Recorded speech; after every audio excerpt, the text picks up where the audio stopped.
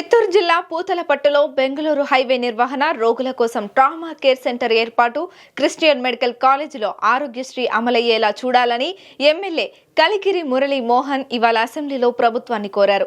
చిత్తూరు బెంగళూరు హైవేపై బంగారుపాళ్యం మండలం మొగలిఘాట్ వద్ద వారానికి 2 ప్రమాదాలు జరుగుతున్నాయని, ఇందులో భారీగా ప్రజలు ప్రాణాలు కోల్పోతున్నాయని ఎమ్మెల్యే ప్రభుత్వం దృష్టికి తెచ్చారు.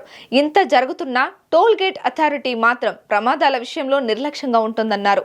మరోవైపు పూతలపట్టులో మరో ట్రామా కేర్ సెంటర్ను ఏర్పాటు చేయాలని ప్రభుత్వాన్ని ఆయన కోరారు. స్థానికంగా ఉన్న పిహెచ్సి, సిహెచ్సిల్లో ఏదో ఒక దాన్ని అప్గ్రేడ్ చేసేందుకు చర్యలు తీసుకోవాలన్నారు.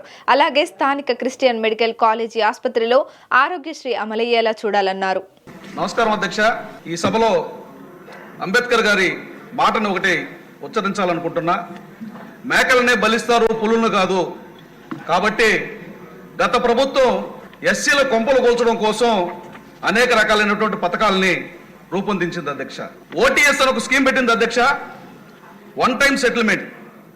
గ్రామాలలో 100 సంవత్సరాలుగా మీకు పట్టాలు ఇచ్చారు, లేకపోతే మీరు డికేటీలో ఉన్నారు, టౌన్లో మీరంతా కూడా ఇల్లు కట్టుకొని ఉన్నారు. మీరు గ్రామాల్లో అయితే 10,000 కట్టండి, లేకపోతే టౌన్లో అయితే 20,000 కట్టండి. మీ పట్టాలు రెగ్యులరైజ్ చేస్తాం, దానిపైన లోన్లు తీసుకోవచ్చు, లేకపోతే ఎక్కడైనా తనఖా పెట్టుకోవచ్చు.